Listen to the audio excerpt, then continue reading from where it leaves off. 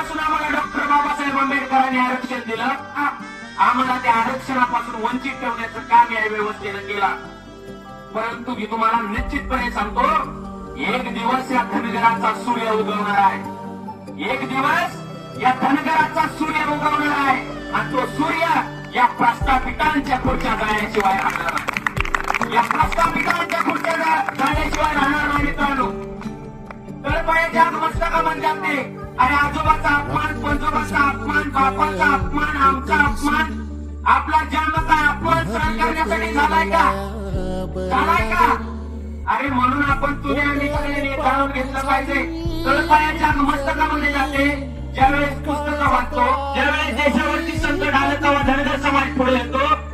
परंतु 75 वर्षाच्या काळामध्ये या माझ्या धनगर समाजाला शिक्षणापासून रोखलं, राजसत्तेपासून रोखलं, अर्थसत्तेपासून रोखलं आणि माझ्या धनगर समाजाचं खऱ्या अर्थानं वाटोळं करण्याचं काम या व्यवस्थेनं केलं.